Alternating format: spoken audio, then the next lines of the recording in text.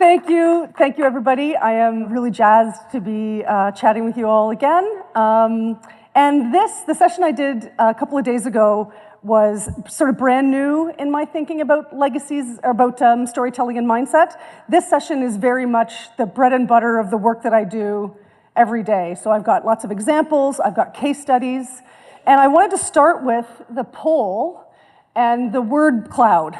So when I polled the session to ask where you guys were at in terms of describing your legacy program, 24 out of 60 of you said you have no or few resources, and then another 21 said you have a bit going on but need to scale up, and then everybody else from established program, mature program, and then those other questions were quite specific, but shows me that most people in this room are starting out, have some things in place, looking to scale. So I am going to focus on things you can do right now, starting from nothing, and things you can still learn if you do have a larger program that will kind of bring you back to basics. So there is going to be something here for everyone. If I don't cover a very specific question or need, you can find me on the app, send me a message, get a hold of me. I'm pretty much going to run screaming from the app as soon as the plane takes off for Toronto tomorrow because I can't handle the number of notifications. So get a hold of me and we can exchange information. You can also find me on LinkedIn, etc. But I love talking to people who want to talk more about legacy giving, so come and find me, but just don't try to use the app after tomorrow because I will likely not be on it. And then I asked for this word cloud. I asked people to say, when I think about connecting with donors through mail, email, or in person, what's the first word that comes to your mind? The first one, and I'm not going to name and shame, was awkward but spelt wrong, which I think is like, doesn't that just tell us how awkward it is?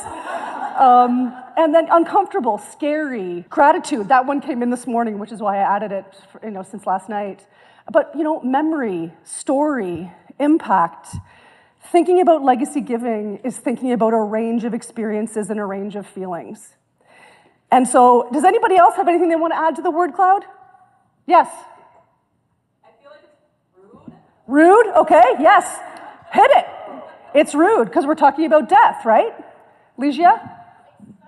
Exciting. Yeah, so, yes, one more. Future. Thinking about the future, yes, totally. So, I want to just demystify that it's uncomfortable, scary, awkward, rude. Because we're not talking to people about their death, we're talking to people about their life. And the inevitable outcome of all of our beautiful, enchanting, glorious lives is the end. And so whenever we talk about legacy giving is only about your death because it's about your taxes after you die. That is a reason why some people leave a gift in their will, because there are important tax benefits for your estate when you have a will in place. But most people are not leaving a gift in their will because they're thinking about their death. They're leaving a gift in the will because they're thinking about their life. And Ligia talked about this in yesterday's session, that we know this from research. Fundraising research tells us, Dr. Russell James at the University of Texas put people into an MRI machine and asked them about leaving a gift in their will. And the part of their brain that lights up is called their visualized autobiography. Very literally, the story of my life. So it is not rude, and it is not uncomfortable. It's a little uncomfortable, but it's not rude. It is actually joyful. And I'm going to share a whole bunch of examples today of how you do have to be prepared for emotionally rich conversations, but when you are approaching people with the right mindset and with the right intention, there's nothing rude about it. It's actually very rewarding for everyone involved, for the donor, for their loved ones, for you as a fundraiser. Since I started doing work in legacy giving, I like my job a lot more. I love talking to people about the stories of their lives. It's a gift. And I'm going to show you a whole bunch of examples of that as we get into this today. So the most important thing that I want to talk about is around how no matter where you're at in your legacy program, whether you have nothing happening or whether you have a mature program, what you can do immediately is to start spreading legacy glitter everywhere. We also sometimes call this legacy dust, but I prefer something a little glittery. And I'm also an environmentalist, and we've now learned that glitter literally never dies, and it lives in our ecosystems forever. So glitter is actually a more appropriate term. But what legacy glitter means is that On your website, in your appeals, at your events, any ways in which you're connected to and touching your donors, sprinkle a little bit of legacy glitter through there so that someone can say, oh, that's interesting. I'd like to know more about that. I'm curious about that. And you can start this right now with absolutely no legacy giving program to start of. Sprinkle a little bit of legacy glitter in your next newsletter. Sprinkle a little bit of legacy glitter in social media, and I'm going to show you some examples. So this is probably the worst cover of a white paper I've ever seen. I love the CAGP, I'm Canadian. Canadian Association of Gift Planners is our professional association dedicated to gifts and wills. But they do have this wonderful white paper called Optimize Your Website for Planned Giving, which has a whole bunch of very specific and well-researched tips on the things you need on your website to make sure that it's optimized for gifts and wills. And you can start right now to make sure that you have the information that people are looking for. Somebody asked Stephen in the last session, like, do you need to have some stuff in place before you get started with this? And the answer is yes. You do need to have, when someone says, hey, I would like more information about a gift in my will, you need some kind of document or material that you can send to them, and I'll show you a bunch of examples today. It can be 1 pages or it can be a 20-page brochure, depending on the state of your program. But when someone says, yes, I'd like more information, you do need to have something prepared for that. And on your website, there are a couple of things you do need to have. So this is an example for Ontario Nature. I'm going to share a bunch of examples from this organization today because we've been working with them on their legacy program for many years. And so their website is now very mature. Like they've got all the bells and whistles on their website now. So this is really a Cadillac version of a good legacy website, but you could have a great legacy website with only the bare bones of this. So, you know, starting with a story about, this is a young woman named Nancy whose dad died, and he left a gift in his will to Ontario Nature, and she talks about how she feels close to her dad, even though he's gone, because she knows that his generosity lives on through his giving to Ontario Nature. The basics of legacy giving, every legacy giving webpage needs to have this. You know, in the case of Ontario Nature, their legal name is actually different from the name they go by, so they want people to actually use the words Federation of Ontario Naturalists instead of Ontario Nature in their legal documentation. The charitable registration number, the address, these are the very specific things that people need in Canada. Again, this may be different for you, but these are the things that people need to have in their will in order to make sure that the lawyers and advisors will know what to do with it. Then there's some For Nature Forever stories of more people. You can download and read their stories, Anita and Stan, Graham, Joanne. And then this is sort of the 4 steps that you need to determine your assets. Think about your loved ones, reflect on your values. These are very simple steps that everybody needs to consider when they're first reflecting on their legacy gift.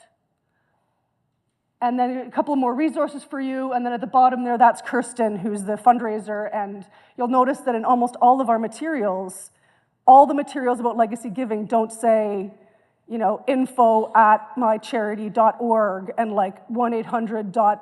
Call our dead-eyed receptionist and say you want to talk about a gift in your will. No offense to the dead-eyed receptionist in the room. But you want all of your legacy materials to invite a conversation with me. Call me. I'm here to help. I'm enthusiastic about talking to you. And especially in the case of Kirsten, you'll also notice that almost all the photos we have of her are her with donors out in the field doing things that are kind of interesting. So there's all these little cues in which we're inviting contact to a real person who I'm actually kind of eager to talk to. Like, Kirsten looks like a friendly, happy lady. You know, she looks like she's out there for a hike. I'd like to chat with her. You know, we were talking about this before, when someone says, hey, I'm interested, I'd like to talk to you about a gift in my will, they need to feel like that person's going to be friendly and helpful and responsive. And so Kirsten is always available to people. She's, you know, you can contact her anytime and she'll get back to you quickly. I'm here to help. I almost always say I'm here to help. You'll see a couple of things repeat through our examples.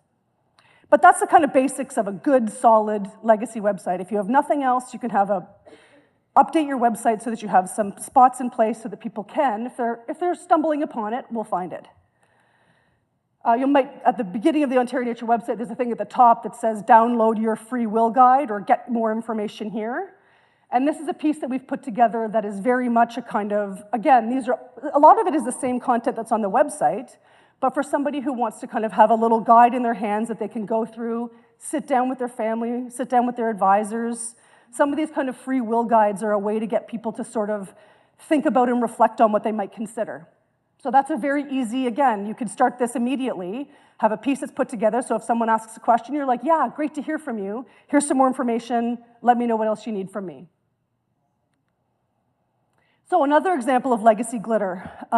We do donor newsletters for most organizations that we work with, almost every organization that we work with, and we try to include a legacy story in almost every issue of the newsletter.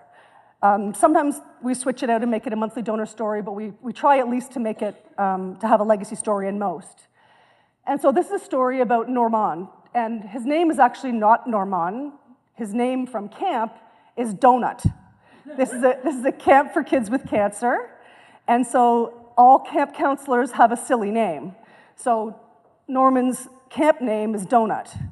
And he is, as you can see, a very young man. He's in his 30s. He's a social worker. He's been volunteering at camp since he was a teenager, and he loves it, and it's part of his life and part of his story. And he says, in the interview I had with him, I don't have very much money right now because I'm a young man and I'm working on my career, but I know that I'm going to I own a home, I've written a will, so I'm going to leave Campfire Circle in my will because it's part of who I am, it's part of my story. And so profiling legacy donors of all ages is a great way for people to read stories and say, oh, I agree with Donut. I feel the same as Donut. There's such power in this form. It's called social proof, that if I read a story about somebody who reminds me of me, I'm much more likely to be like, oh, I see that and I feel that. Of course, the executive director is going to talk about how great the organization is because that's his job. But somebody else who's just like me, who's speaking from their heart, is much more authentic. So sharing donor stories in their own voices is an incredibly powerful tool. So what Donut says is, again, go through this stuff in the slides when you have it because these stories are so enriching and wonderful. But he said, it's important to me. I've loved camp my whole life. And after I'm gone, I want someone to say, Donut was here. That's how I want to be remembered. And this piece just really shone with Donut's genuine, open-hearted, earnest love for camp. So we put it in the newsletter. They put a post on social media about it. This is an Instagram post that got over 250 likes. So any organization who tells you that whenever we put legacy stuff up on our website, nothing happens, I mean, this is as popular as the stories of kids cannonballing off the dock. So when you tell the story right, people will engage, even in social media, in legacy stories. And then there's these beautiful things in the comment, like, oh, I love Donut. Oh, I remember the student placements. Kudos to you. Like, this is a very, you can see the genuine care and love going between these people. So this is when I'm going to test. I have a voicemail. So right after this package dropped, the first thing that happened was a voicemail arrived at the office. And so I'm going to play it. It's a little hard to get your mind around at the beginning because you probably don't know who these people are. Oh, hi, Angie, blah, blah, blah. But just give it about 5 seconds and you'll realize what's going on here, okay? Angie, it's Mariana Pangman speaking.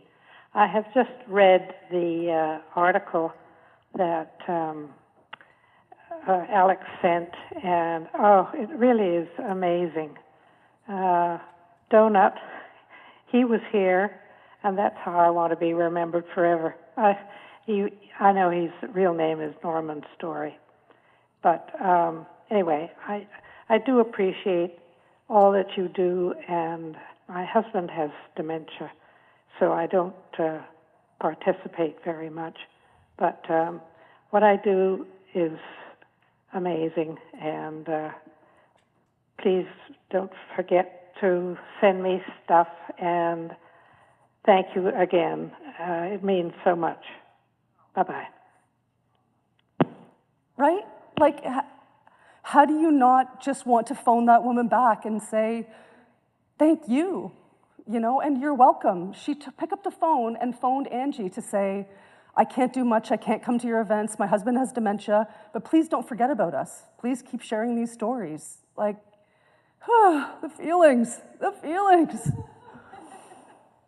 So another way in which we can kind of legacy glitter is, as I said in my session the other day, One of the things that John and I do for most of our Agents of Good projects is we have ways in which donors can write in with, send a message to kids going to camp this summer, or what's your message or your story for kids who are heading up to camp this summer. And when you look at these, there are so many clues. This one person says, Camp Ooge is a special place for very special kids, even virtually. Enjoy everything about it. I love it too, and I'm a very old kid, 87 years old. I remember my summer camp days fondly. Enjoy the fresh air. Dare and try new experiences. You'll meet new friends and learn new songs and games. You might be a little lonely for home at first, but you'll get over it. Enjoy, enjoy, enjoy. These are people telling you stories of their life. And they are giving you legacy clues the whole way along here. This 87-year-old person, not to be an ambulance chaser, but this is a person who is showing you and telling you where they're at in your life. And all you have to do is pick up the phone and call them, or send a note to say, thank you so much for sending in your message. I shared it with some of the campers, and they think you're a great camper too. That would make that woman's day. That would change the way she feels about your organization. And people are asking you to just care about the things that they're sending in. When people say, how do I find legacy prospects? You can start from anywhere. It doesn't need to be a AI algorithm-generated complex segmentation process.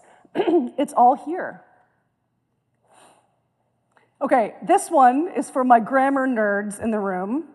So this is the letter that went with the newsletter with the Norman story in it. And it starts with, Dear Jen, good to knows. At camp, we have good to knows updates about every camper. It's a way for us to make sure medical, social, and emotional needs are met for each and every camper. It's not about the details of their treatment, prognosis, or condition. It's about how we can help this child have the best experience.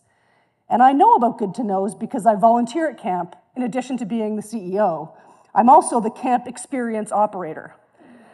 So this is Alex, the ED of Campfire Circle, sends this letter to everybody. Good to knows is a monster. For my grade 8 grammar teacher would literally smack my hands if I wrote something that said good to knows. And the client was like, this doesn't really make any sense. That language is awkward. And I said, yeah, but it's authentic. And Alex told me this when I interviewed him. Oh yeah, we have these little good to know lists about every camper so that we know, oh, Philip is an active chemo, Susie has a prosthetic limb. So these ways in which campers and the organization can understand how much it means. So even if it's grammatically incoherent, people love it. This came the next day. It's from the client. Here's a heartwarming message. Dear Alex Robertson, your subject newsletter, good to knows, even he continues with the grammatical nightmare, caused me to tear up. It's obvious that Campfire Circle is in the hands of caring and committed CEO. I certainly continue my support of camp. Children who are suffering from this horrendous disease need the sort of respite that you and the rest of the dedicated Campfire Circle staff provide. And these are the stories that make us realize that we can use grammatically incoherent language, we can fumble our way through conversations, we can cry and open ourselves up emotionally to our supporters, and they're not going to judge us. In fact, they feel seen, as opposed to feeling judged. So Campfire Circle, we're going to move into surveys now. And Campfire Circle did a survey, both in print and email, to all of their, not all of their, to a select group of their best supporters. I'll get into that in a minute. And these are just a few of the things that came back. The time I spent as a camper on Lake Rosso and Lake Lily. Counselors helped me through my time with cancer. It took me from a shy kid to an outgoing adult. My favorite song was On the Loose. Thank God for people having such a heart to help children feel better after they go through such terrible things. Today I had to say goodbye to a friend of 68 years. It's not easy for those fighting this terrible disease. I went to camp as a kid and have good memories and want the children to have the same. We also have a cottage in Muskoka, and this will be my 67th summer. I was a brownie leader for 40 years. As soon as I got these survey results, and they come in this soulless Excel spreadsheet, I'm like, call the brownie leader, get her on the phone. Muskoka might not mean anything to you, but having a cottage in Muskoka, these are the Kennedys of Ontario. Someone who's had a cottage in Muskoka for 67 years has a ton of capacity. And so these people are inviting you to ask more. Somebody lost his friend of 68 years. I'm so sorry for your loss. Thanks for your continued support of camp. Is there anything we can do to help? Like, people are inviting you to respond to them. They're asking you to care. And when people are sending these on a quite, it's friendly and donor-loving, but they're pretty clinical surveys, and people are pouring their hearts out to us, and all we have to do is respond. All we have to do is pay attention. So in addition to this Campfire Circle survey, one of the things that happened is that they sent it to a cohort of donors, and one of them happened to be somebody who had scaled very high in terms of their kind of ranking of best donors, but was a major gift donor, major gift prospect, who constantly ignores the calls from all the major gifts people. The major gifts people, they invite him to lunch, they invite him to coffee, they invite him on tours, and he's constantly ghosting them, like screening their calls all day. This man filled out every section of that survey in laborious detail, sharing all the things he loves about camp, how he wants to hear from people, why he first started giving, why it matters to him. Who wants to guess what these boneheads did with that information? Called him. What do you think happened? He didn't pick up. So I said, stop calling this man. He does not want to talk to you on the phone. He wants to talk to you in the way that he is telling you. So they sent him an email. Thank you so much for your response. Is there anything else we can do to help you? Would you like some more information? And he is joyfully chit-chatting with them by email, possibly moving it over to text, like, ooh. But he's showing you with his behavior how he wants to be treated. And this is such a gift. And the major gift officers, as soon as they saw this come in, they're like, oh my God, Jen, we've been trying to get this guy on the line forever. I'm like, great news. And then like, oh, he still won't pick up our calls. Really? Are you headless?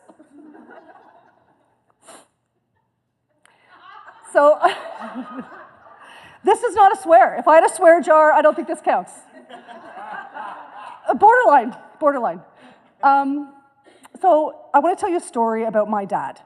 So, my dad is I'm a weird, like, second-generation fundraiser. My dad was a career fundraiser as well. And this is a photo of my dad's colleague and best friend in 1973. And what he's doing here is he is expressing his values around what he thinks of pollution in our environment. This man went on to become the president of World Wildlife Fund Canada, and World Wildlife Fund has always had their stake in the ground around their values which include preservation, conservation, love of nature. And the thing that I learned from my dad when I first started in this sector was that money follows value. People give because they value what you're doing and because what you're doing lines up with their values. And these values are not transactions. They're not a moment in time where somebody is kind of like, oh yeah, I think I'll support the cat rescue today. Ho-hum, I just woke up and I'm ready to make a donation. People are giving to your charity because they hold the same values as you. 24 hours before every organization in this room was founded, a group of passionate, pretty pissed off people got together and said, no, I don't want women and children to be victims of violence in their own homes. I don't think kids should go to school hungry. I don't think it's okay for these power plants to pollute our environment and kill our water and destroy our fresh air and kill our ecosystems. I'm doing something about that. Every single person who gives to you today holds a piece of those values in their heart, and when they give to you, they're living those values. This is a very short list of values. This one's from Dr. Brené Brown, but there are a whole bunch of resources around sort of list of core values, list of human values. And an exercise that we often do with organizations, especially as we get into legacy work, is what are the core values that underpin your organization? Is it justice? Is it belonging? Is it community? Is it love? Is it faith? Is it courage? What are your values, and how can you tell stories that put those values into action? In addition to survey work, the other kind of legacy campaigning that we do is more of a narrative form. So this was actually the very first legacy project that we did for Ontario Nature before we did the survey. And it's what we call the long letter format. So this is a 4-page letter. It starts with, "Dear Mr. Love, when was the last time nature took your breath away?" For me, it was when I was looking at the Virginia bluebells at our recent nature reserve, one of our nature reserves. She goes on at the top of page 2 to say, "Taking action for our shared values at the heart of what we do. Every single day we act on our values. Protect, connect, advocate, educate." The letter goes on with, looking into the future, what matters to you, what's important to you. P.S., when was the last time nature took your breath away? As you reflect on that moment, I also hope you'll reflect on joining me as a member of our For Nature Forever circle by leaving a gift in your will. You make sure these moments are available forever. Thank you for your confidence and trust. The piece also goes with, I know Ligia was talking about this a bit yesterday too, so I know you can't possibly read this, but you'll have it in the slide deck. It's a timeline. It's an organizational timeline. And if someone had told me 10 years ago that I would become fascinated by organizational timelines, I would have told them to go jump in the ocean. Because organizational timelines are usually boring stuff about, like, we got into the office, and then there was the first we passed our bylaws, and this dumpster fire of useless information that nobody cares about except the people that were there at the time.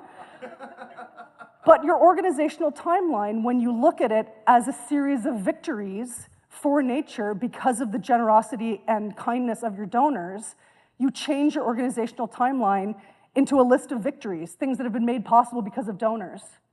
People will look at this timeline and say, "Oh my God, I remember when the logging trucks were rolling through Temagami, this beautiful part of the lakes in Ontario."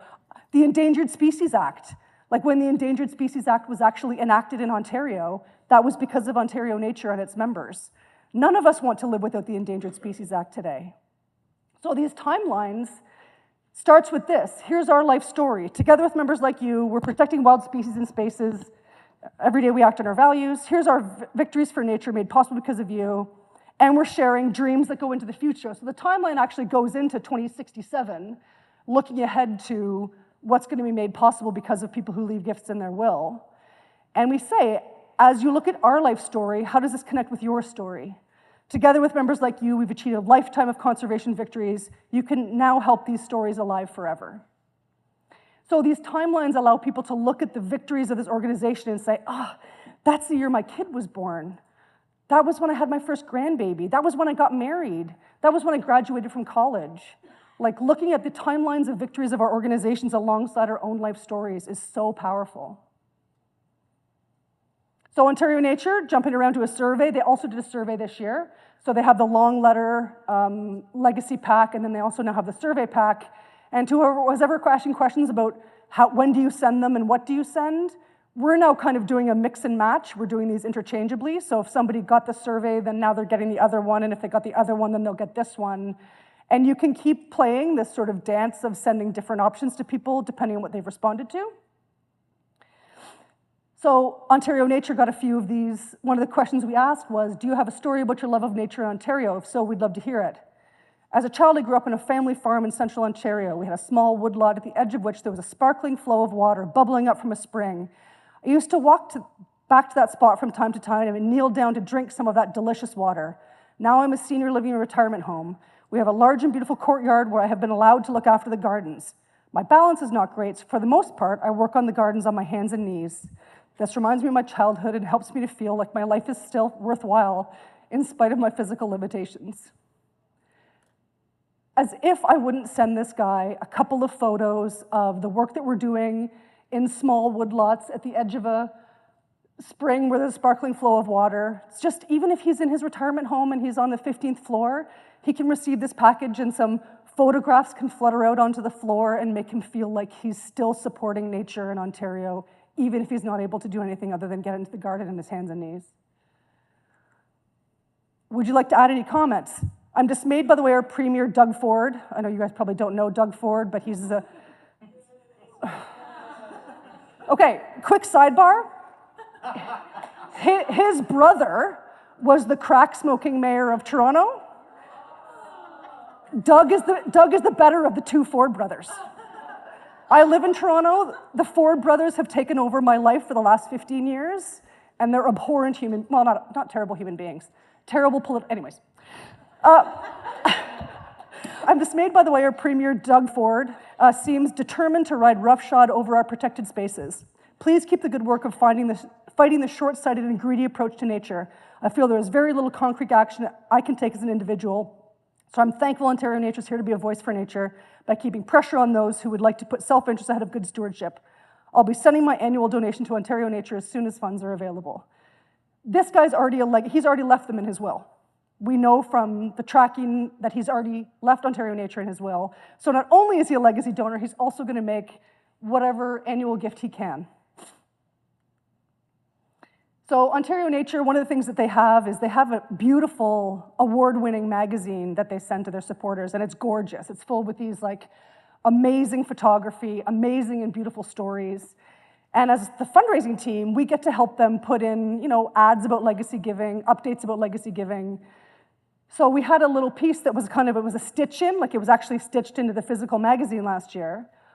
And John did an absolutely brilliant job of designing a piece that would really get noticed in and amongst these like gorgeous, professionally taken photographs. And it looked like this. It looked like a folder, The Future for Nature in Ontario, an update on your values in action protecting nature forever. So it kind of looked like it had got nestled in there almost by accident. And so it's an update on, here's what we heard from you from the survey. So we said 22% of you said this, 19% of you said that. We shared a bunch of the quotes. What gives you hope for nature in Ontario? Do you have a story about your love of nature in Ontario? So everybody who's reading these things is reading it saying, yeah, I agree with Bruce. I totally see myself in what Brenda is saying. So it doesn't always have to be in the voice of the organization who's paid to sound like the organization is great. People using their own words, again, this is social proof. We've got some pie charts about how we spend our money and how we raise our money, a couple of stories about gifts and wills, and then there's this call to action on the back from Kirsten. I'd love to hear from you. Please get a hold of me. I'm eager to hear from you. I'd love to hear what you think. Legacy glitter. People who get this magazine, they may have only given to Ontario Nature for the first time in their lives. They may not know anything about gifts and wills, and it's a little piece of glitter. They might now be like, oh, I'd like to do that, or maybe they'll do it 2 years from now, or maybe they'll do it never. But the little legacy glitter that you spread throughout everything is so powerful. Ontario Nature also has these events where they invite legacy donors and legacy prospects and monthly donors and others to attend, go on. This one on the far side is a nature walk to see the trilliums when they're first blooming in our beautiful part of Southern Ontario. That dude in the maroon shirt, I think, is holding a snake, so I'm not going to look too closely, and I suggest that if you hate snakes as much as I do, then you shouldn't as well. But there's a person there in a walker, there's a few people in wheelchairs, there's somebody who's carrying his oxygen tank behind him. Like, these are very accessible, very open events for legacy donors who probably don't get out on guided tours very often to special parts of Ontario. And again, for the guy in the retirement home who can't come out to very many events, I would send him a couple of these photos and say, I really wish you could have been there with us, but you were there with us in spirit. We found 15 new orchids in the bog, and somebody saw a cerulean warbler in the trees. It was a really magical day. I wish you could have been there too, but you were with us in spirit. Takes no time, costs no money, makes that gentleman feel important and encouraged. One of the most, we've been talking a little bit in Stephen's session, and I'm going to talk about it a little bit here too, is how do you know who to send your legacy prospects to? How do you know who to send a survey to or send a long letter to? People who've been giving for a while and then stop suddenly are usually good legacy prospects. Monthly donors, annual donors, people who've been giving for a number of years, people who have multiple connections. I volunteer, and I attend your event, and I make a monthly donation. And if anybody has, I'm not going to go into that in too much detail, but if anyone has specific questions, I'm happy to give you my list of best segments and how to rank them. One that shocked me was people who RSVP no. If you invite someone to an event and they get a hold of you and say, thanks for the invitation, but I can't make it, they're an excellent legacy prospect. Because they care enough to tell you they can't make it instead of just ignoring you. If I get an invitation to a party I don't want to go to, I'm like, not going to John's birthday party. That sounds like Dullsville. I just won't respond. But when I get an invitation to Stephen's birthday party, I'm like, oh, dude, I can't make it. I won't be there. I'm telling you something. I'm giving you a clue about who I am, and taking the time to RSVP no is somebody who cares a hell of a lot more than you think they might. So I'm gonna like flex, because for the first time in my career, I raised money from a dead person this year. I know. Well, I didn't. I coached the client through it. But Ontario Nature, Kirsten has been doing a fabulous job with the legacy program for 15 years. And they get these notifications from trustees. You know, when someone has died, you get a letter from the lawyer that says, you know, sorry to inform you that Mrs. Smith has passed on. She's left a gift to you of X amount of dollars.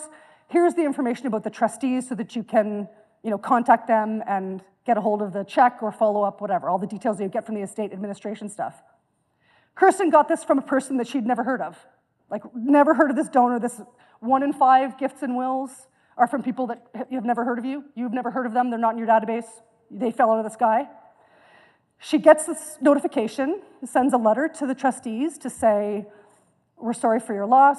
We're grateful for your loved one's generosity. Here's a copy of our most recent annual report, which will show you how we spend our money and what we do and why it matters. If you have any questions, I'd love to talk to you. I'd also be very curious to know if you could tell me a little bit more about your loved one. What might they care about? What were their biggest interests? Did they love birds? Did they love butterflies? Are they crazy people who love snakes? Tell me more about who they are. And immediately, Kirsten got a response saying, my loved one was very generous. They left 6 organizations in their will, and nobody except for you has contacted me. We're giving you 95% of it. Suck on that, Hospital Foundation. All because, again, takes no time, costs no money. People are waving their arms trying to tell you what they care about, and the least you could do is say, hey, tell me more. I'm curious about that. What more can you tell me? Raising money from dead people. Yes! So another organization that we work with, so now we're getting into some more sophisticated stuff. I'm gonna go through this part pretty quickly because knowing that a lot of you don't have mature established fundraising programs, but this can be on your vision board for when you do have a well-established fundraising program down the road. Nature Canada has been doing fundraising for gifts and wills forever. So they actually have now got a dedicated legacy newsletter, which goes only to people who are, and you can see there's 3 versions, for legacy donors, for people who are considering a gift in their will, and for people who are prospects. So the only difference is the byline, the little thing in blue, impact report for supporters like you who intend to create your legacy for nature versus chosen to create your legacy for nature, so it's a tiny change, but it actually allows us to speak differently to the 3 different audiences of legacy donors and prospects. The inside of the newsletter is all the same. There's a story about Kathleen, who's a certified pollinator steward and a legacy donor. And then the back has 3 different types of legacy questions, like a Q&A format, based on if they're legacy donors, you're telling them what you're gonna do with their gift once they're gone.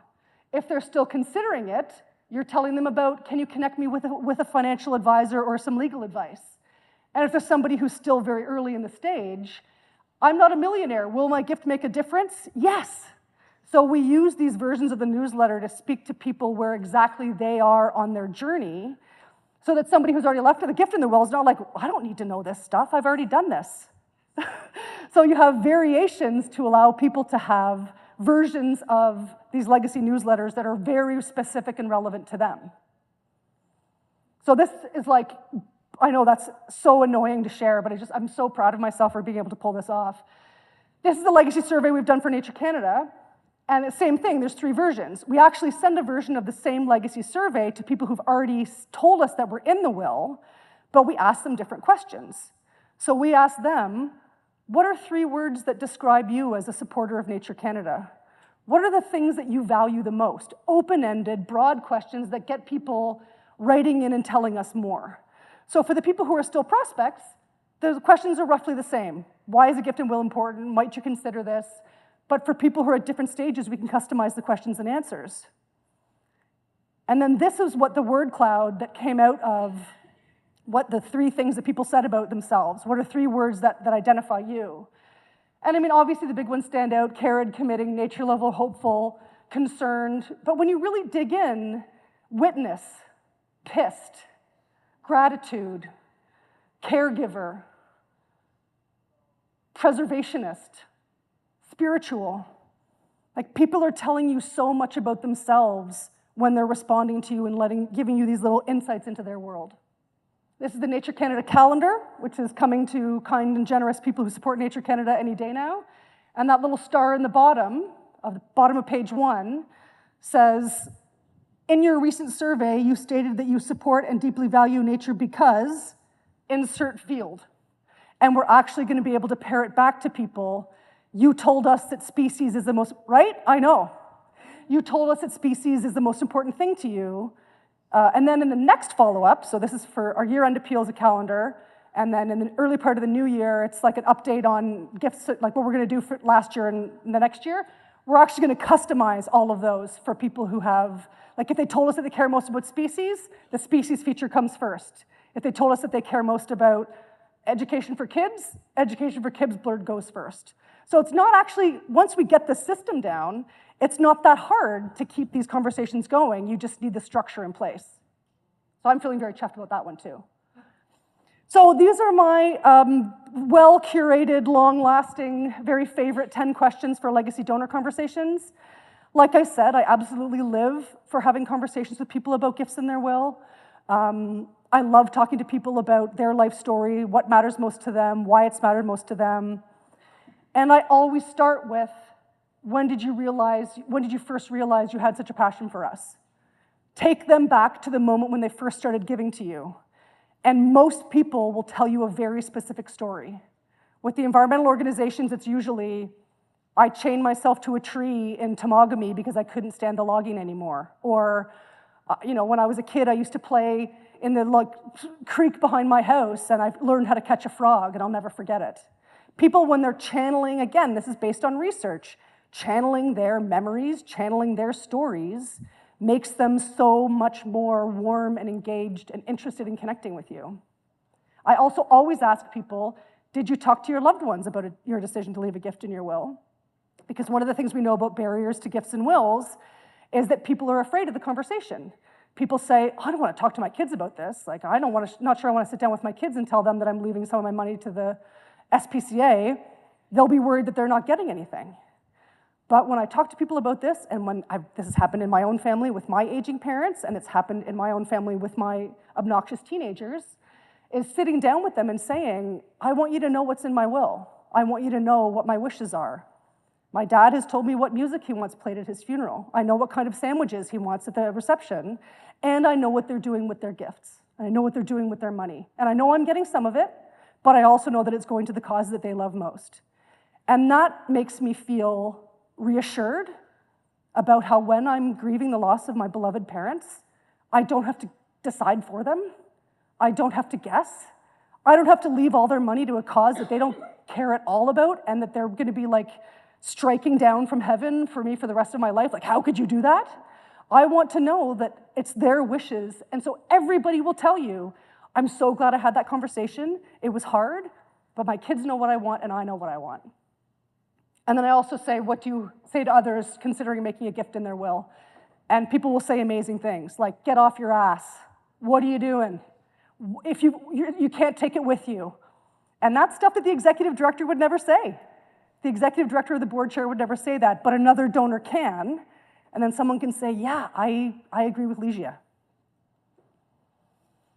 So this is a story about Joanne, who is a Ontario Nature monthly donor and legacy donor. That's her with her kid and grandkids and puppies.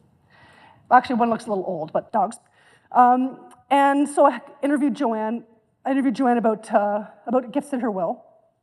And, when did you first realize you had such a love of nature, Joanne? Tell me your story. And she said that when she was a little girl, her dad and her were kind of, walking through the neighborhood, and they lived kind of in a wooded area of southern Ontario, and they found an acorn, a little oak acorn. And so she picked it up, curious little kid. And her dad's like, oh, do you know what that is? And she said, no. And he said, well, take it home, and I'll show you what we can do with this. So they took this oak acorn and they planted it in the front garden. And today it's a 70-year-old beautiful oak tree that is still growing and is still, the kids are playing under the leaves of this tree. And Joanne told me about how, her grandkids, she gives to Ontario Nature because she's crippled by fear and anxiety about the extinction event that we're living through, and that her grandkids are gonna have to live on Mars because our planet will become uninhabitable. And she says, so while I'm here, I'm gonna teach them everything I know about the natural world. When I'm driving them to school, when I'm driving them to daycare, and we see a turtle crossing the road, I've taught them how to unbuckle themselves. You have to pick up the turtle, always carry it in the direction that it's going, even if you think what's behind them looks better. That's a dinosaur. It's been doing it for millennia. It knows where it's going. Don't take it back, even if the other side of it. So the kids know this now. She's living her values by teaching her kids and grandkids about nature and why it matters.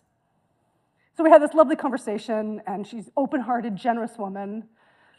And Rachel said this yesterday too. My favorite little trick from storytelling is that I always ask people, Rachel says she asked, is there anything else I didn't ask you? Anything we didn't cover? I have a slightly different approach to this, which I learned from all places from Howard Stern. And as a lifelong feminist, Howard Stern was a very unexpected source for me. But I read his book. I mean, he's a genius at interviewing people, right? And one of the things he said in his book is that when he moved from whatever the station he was on now to the show he's doing now, which is more long format conversation style, he said that he realizes that people get to a certain part in their interviews where he can tell that they start to sort of relax. Like they're like, oh, whew, Stern's not gonna hang me from my nipples from this chandelier and humiliate me publicly. Like, I'm safe. And so he kind of creates a fake end to his interviews and then lets people just sort of continue to chit-chat. So I've added this little device to the conversations that I have where when I can feel people are starting to kind of, the conversation's winding down, they're saying things like, oh, like I already said, or as I said before, like you can tell people are starting to kind of repeat themselves. I say, Joanne, it's been amazing to talk to you. I've loved all your stories. I only have a couple more questions for you. Do you mind if I ask you, is there anything I didn't ask? Or are there any other organizations that you support? And it's a bit of a toss-off question, I'm not really digging for more. But I just kind of let her talk for a bit, and you can literally feel people relax. They're like, oh, this conversation's over, Jen's satisfied, she's got all the information that she needs, and then you're just having a conversation, just two people chatting. It's no longer an interview, it's no longer for the donor newsletter, it's just a chat. So we chat for a bit more, ask her about her dogs, blah, blah, blah. And I said, well, Joanne, is there anything else? And there's this long silence. And she says, yeah. It's been too long since I was arrested.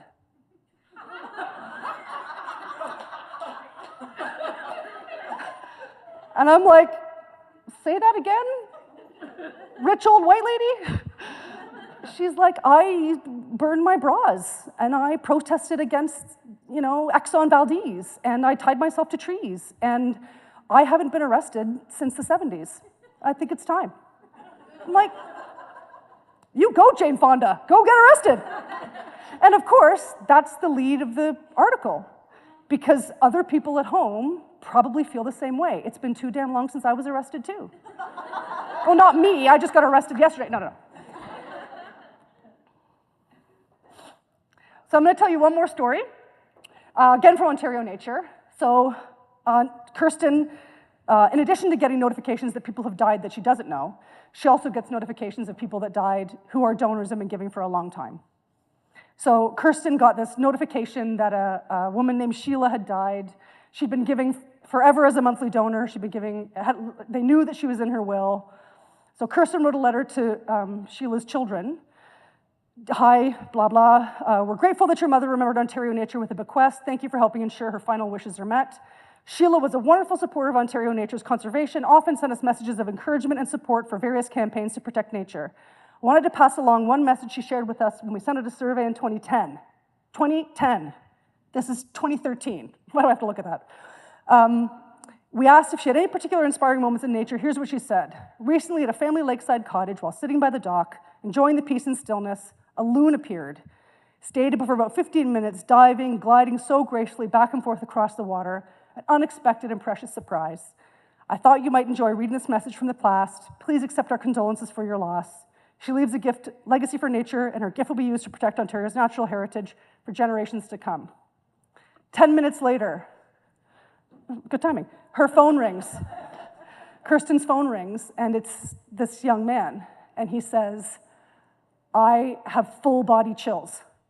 I'm sitting at the dock right now on the lake, and there is a loon at the end of it with babies on her back. And he said, that's my mom. It's Mom. Thank you for giving me this unexpected and precious connection with my mom. How could she have possibly known? She could not have possibly known. In a magical mystery world, the timing would have worked slightly differently. But that young man will never forget this interaction with this organization who gave him a moment with his mom that he would never otherwise have. This is not a conversation with a lawyer. This is not picking the sandwiches for the funeral home. This is the stuff that makes people say, I'm so grateful that I have these moments. When we lose our loved ones, it's a gauntlet. You go numb with all the decisions and details and horrifying things you have to deal with. Kirsten gave this man a moment of pure joy that he will never, ever forget. So I want to end showing you pictures of the two gravestones in my family. So I am a love. My grandparents, Granny Love and Charles, they have on their tombstone, east of the sun, west of the moon, which is from an Ella Fitzgerald song that they danced to when they were first falling in love. And this is me with my son when he was 10 at the plaque commemorating my mom's dad, Bowie, who was a neurologist and actually ended up in the Canadian Medical Hall of Fame, and was also a real jerk for a good chunk of his life. But that's besides the point. But the reason why I share these tombstones is because there's this wonderful thing, wonderful concept that I love ending my legacy talks with, which is the idea of the three deaths. And the idea of the three deaths is that we all, every single one of us, we actually die 3 times. We die the first time when our breath leaves our body. We die the second time when our loved ones return us to the earth in whatever faith or tradition that may be. And we die the third and final time when our name is last spoken. So when we do work in legacy fundraising, we keep people alive forever. We keep their memories alive. We keep them alive by talking about their generosity, about their love of their family, about their love of the environment. We keep them alive forever by talking about them and remembering them and sharing their gifts with us. So that's the end. Does anybody have any questions? Yes, Dan was first up. At 19, I was in the military and had to do my first will. Yeah. We didn't have the internet back then, so I just had to fill it out. I got a letter. They kept wanting to put me in a club, to do this, to do that. At 19, you don't want to do that. No. 40 years later, they no longer, it took about 10 years to get them to get the message that you're in my will, I don't want anything. I don't want anything. What is the point that a nonprofit just has to stop and not worry about it? Great question. So what Dan was saying was that when he was 19, he wrote his first will, he left an organization in his will, and they kept trying to say, oh, do you want to be part of the legacy circle? I presume they also said, do you want to come to our events? Can I give you a plaque? Can I give you a pin? Do you want this trophy? You know? And Dan's like, no, don't want it, don't want it, don't want it. So at what point should a charity give up? Never. The charity should keep saying, oh, that sounds like you're not interested in receiving our hideous plaque. Sorry you don't want your name misspelled on our crappy donor wall. What would you like? How can I help you see yourself in the impact of your generosity? Can I send you updates about our work from time to time? Can I give you a call every once in a while? Would you like to have coffee with the executive director now and again? What can I do to help you feel closer to your generosity?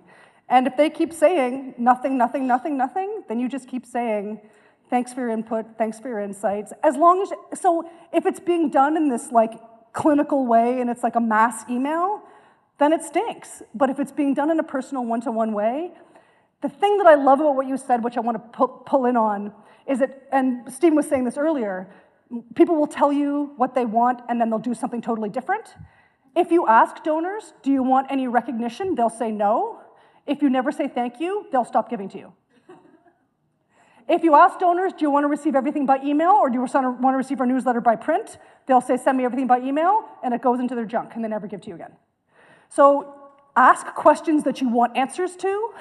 Don't ask questions that you don't want answers to, and never ask about stuff like recognition or ways in which you want to be acknowledged unless you're really going to stop communicating with them. And if someone does say, I'm a very private person, and there's nothing that you can give me, and I really don't, stop wasting paper on me, then honor that.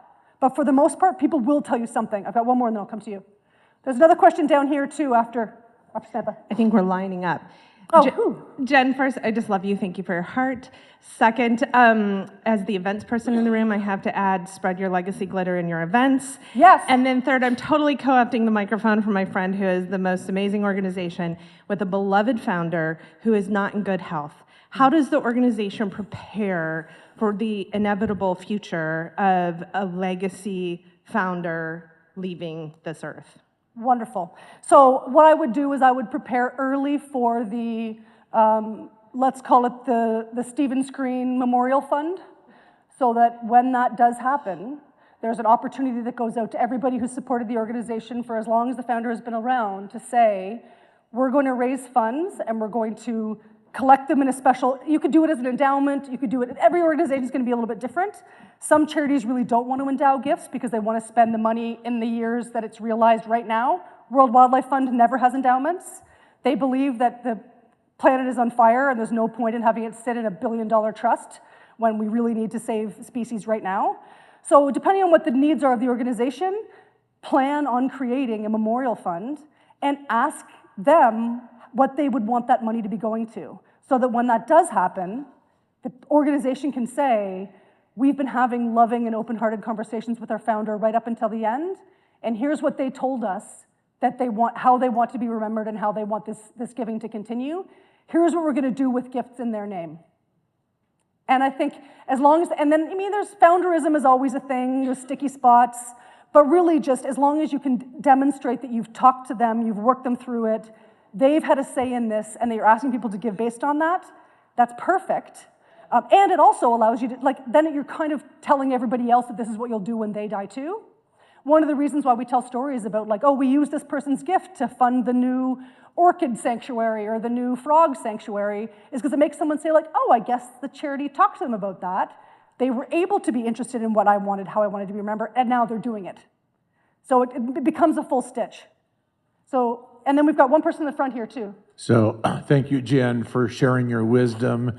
And those 10 conversation questions are outstanding. I might add an 11th one to it, especially if it's if you're talking to a loyal major donor and it's the end of the conversation, you've updated them on your work, you've told them a great story about their impact. A lot of times I'll ask the question, have you ever considered including the name of your organization in your estate plan? And it's a question that can go either way. And they'll either say yes or no. So if they say yes, then usually I'll say the next time we get together, can we kind of continue that conversation? If they say no, it's usually the same response. Hey, the next time we get together, can we maybe talk about what that might look like? And at least opens up the conversation, because literally a lot of people who have given to you for a long time, if you don't ask them the question, they're not gonna, right? It's the sprinkle dust. Legacy glitter, they're not gonna volunteer. You're totally right. And the biggest growth that I'm seeing right now in Canada are blended gifts. So people who've left a gift in their will is somebody you can go back to and say, hey, your generosity is amazing. We can't wait for you to die. Not really. But would you like to see the impact of any of your gifts in your lifetime? Is there anything that we can do to help you see? In the Nature Canada survey, when you get to it, They're asking existing legacy donors, would you consider giving $1,000 a year for the next 5 years for a Nature Now fund? And so people who are major gift donors have estate legacy prospects, and legacy prospects have major gift potential, or at least mid-level giving potential. Totally. You're good? Oh, okay, excellent. Let's give Jan a round of applause. Thank you.